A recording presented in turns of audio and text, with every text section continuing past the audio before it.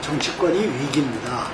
네, 정치가 국민으로부터 불신받는 것은 또한 우리 사회 전체의 위기이기도 합니다.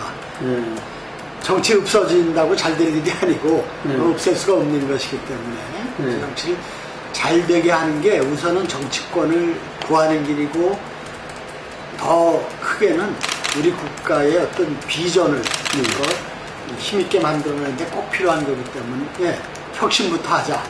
그리고 그 혁신 중에서도 뭐니 해도 그 많은 혁신 논의로만 무성하게 끝날 게 아니라 확실하게 작은 것 하나라도 실천하자. 그래서 우리 당은 이름부터 혁신실천위원회로 정했습니다. 예. 가장 중요한 과제 중에 하나는 논의해야 된다고 생각합니다. 이거는 그야말로 진짜 어려운 문제예요. 그러니까 왜 어렵냐면 우선 계파의 존재와 성격, 또 그 구성, 그게 딱 부러지게 돼 있으면 어떻게 할 것이냐만 남아있는데, 계파의 성격과 규모 이런 것들이 좀 모호하죠. 뚜렷하지 않기 때문에, 일테면 나 같은 경우에 보통 때 친노로 안 불리다가 이번에 혁신위원장이 되니까 왜 또 친노가 아니냐, 그래서 이번에 친노 대접해서 고맙다, 내가 그런 농담도 했는데 그런 점이 있기 때문에 우선 실체를 정확하게 파악 진단하고 그에 맞는 실효성 있는 그 혁신 방안이 나와야 된다고 생각합니다. 그래서 지금 다양한 논의, 정파 등록제부터 계파 그 활동 전면 금지 이를 당원 단계에 담자 하는 주장까지 다양한 주장이 있어요. 그래서 아무튼 이 문제는 쉽게 갈 일이 아니라 치열하게, 정말 우리에 있어서 계파라는 게 지금 어떤 상태인가, 그리고 어떤 문제점이 있는가, 해결하기 위해서 뭐가 필요한가 하는 것들을 치열하게 논의하고 방안을 찾을 생각입니다. 세월호가 준 충격이 충격으로 끝나지 않고 비극이 비극으로 끝나는 게 아니라 새로운 사회를 건설하는 희생적 계기로 우리가 인식한 때 그래서 변화가 시작된다고 봅니다. 그거는 여야 대통령 전부 다 똑같은 말을 했어요. 맞죠. 우리 사회를 바로잡는 계기를 삼겠다. 그리고 그러기 위해서 특별법을 제대로 만들어서 가족들과 국민들이 여한이 없도록 제대로 조사하고 개선하겠다, 이런 거거든요. 그러니까 저는 초기에 그 마음가짐으로 대통령과 우리 여야 정치인 그리고 우리 사회 모두가 돌아갈 필요가 있다고 생각합니다. 그래서 특별법을 제정하는 데 있어서는 가족이 적극적으로 동의하지 않는 그런 지금 좀 한계가 있지만, 어떤 특별법을 만들고 운영하는 데 있어서 그런 자세로 임하면 정말 그래야 우리 300명이 넘는 꽃다운 생명의 희생을 우리가 헛되지 않게 할 것이다, 이렇게 생각합니다. 사실 지금 김한길 전 대표, 안철수 전 대표 참여가 필요하다고 생각을 합니다. 그러니까 나름대로 어렵게 정한 원칙이기 때문에 그걸 쉽게 변경하기는 어렵고, 그 원칙에 해당되면서 또 다양한 목소리를 반영할 수 있는 게 바로 두 대표, 특히 김한길 대표의 참여는 그런 점에서 지금 전에 당 운영의 직전 당 운영의 책임자로서의 어떤 입장에 있기 때문에 적극 참여하는 것이 부담을 느끼는 건 충분히 이해가 갑니다. 그러나 지금 어쨌든 당이 그야말로 마지막 어떤 생존을 위한 몸부림을 하는 난 절박한 단계라고 보기 때문에 우리 당의 지도력이 집중이 돼야 된다. 그런 점에서 김한길 대표의 참여는 여러 가지 부담이 있음에도 불구하고 더 참여하는 것이 좋지 않겠냐, 이렇게 생각합니다. 전적으로 공감합니다. 그래서 제가 총선, 대선 끝나고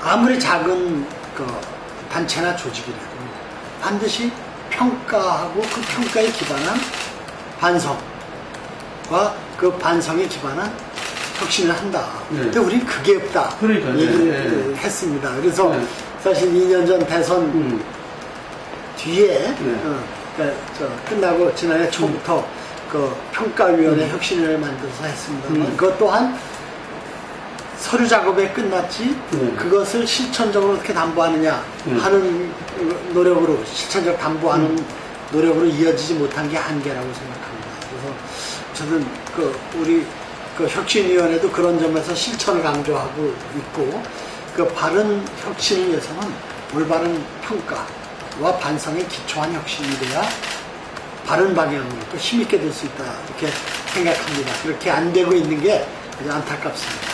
그러니까 저는 가장 그 혁신의 의지도 있고 또 역량도 있는 인물을 잘 선정했다 이렇게 보고 있습니다. 아, 김무성 대표가. 그리고 무엇보다 다행스럽게 생각하는 게 여야 간의 혁신 경쟁이 이제 여야 간의 혁신 작업이 같이 진행됐다, 시작됐다는 게 바람직한 고무적인 현상입니다. 그러니까 자연스럽게 여야 간의 혁신 경쟁을 하게 된 겁니다.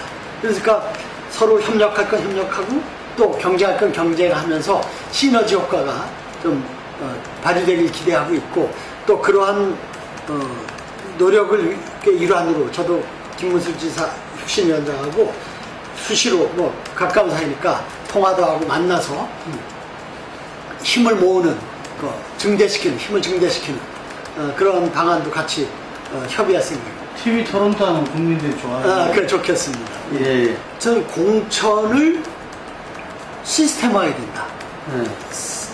사적으로 남용하지 않도록 해야 된다. 그거에 대한 경계와 불신 또 한편으로는 내가 그 권한을 가져야겠다는 것 때문에 이 계파 문제도 발생하고 당내의 당내의 정치인들과 또 세력 간의 우호적인 어떤 경쟁 관계가 되어야 되는데 적대적인 경쟁 관계로 지금 변질되고 있지 않습니까? 이게 바로 공천권의 자의적 행사고 이게 또 개파를 그렇죠. 그런 점에서 그런 밑으로부터의 어떤 공천 그리고 개방적 공천 이 필요하고 그러니까 밑으로부터의 공천이라는 원칙과 또 공천권을 사유화하지 않기 위해서는 공천 제도를 잘 시스템화 해놓는 것이 필요하다. 100% 오픈 프라이머리 중요한 게 아니라는 이야기 같습니다. 근데 제일 여러 가지 방안과 단계가 있는데 합의해서 가능하다면 100% 국민 참여, 국민 경선, 100% 국민 경선이 오픈 프라이머리 같은 날 여야 다 가서 찍으면은 그거는 여러 가지 역선택의 문제가 있으니까 같이 내가 야당을 지지하면 여당을 지지하면 여당 지지자들이 가서 그 여당의 후보자들, 야당의 후보자들 중에 누구 하나 선택하는 거죠. 그래서 오픈 프라이머리는 적극 논의할 필요가 있다. 그리고 이것은 제도화하지 않으면 실현이 불가능한 거기 때문에 김문수 혁신위원장과 적극 같이 논의하고 필요하다면 같이 공청회나 토론회도 개최하면 좋지 않을까 생각합니다. 정말 무책임한 얘기입니다. 여야가 합의해서 한 거고 박근혜 대통령이 당시 그 당의 여당의 대표를 쓸 때 적극 뒷받침을 한 거죠. 그때 비대위원장이었어요. 그렇죠. 그리고 무엇보다 어저께 90개의 법안을 처리했는데 이렇게 그 선진화법하고 상관없이 중요한 법들이 여야의 검토와 토론을 통해서 법이 지금 제정되고 입법 작업이 잘 진행되고 있는 겁니다. 그러니까 지금 실제로 세월호 특별법 때문에 꼭 대할 일이 안 되고 그런 게 아니었거든요. 그런 점에서 그리고 이번에 예산안 몇 년도 기간을 따져봤고 뭐 91년도나 92년도부터 10몇 년 만에 처음으로 헌법에 정한 기획 통과가 되게 되는 겁니다. 선진화법 때문에 그런 거죠. 선진화법 때문에. 근데 그거는 얘기를 인정을 안 하고 그리고 지금까지 그 선진화법하고 아무 상관없이 수백 건의 법이 지금 19대에 통과되고 있는데 그렇게 마치 선진화법이 국회를 마비시키는 것처럼 아무 일도 안 하는 것처럼 하는 것은 정말 무책임하고 정말 아주 뻔뻔스러운 일이라고 봅니다.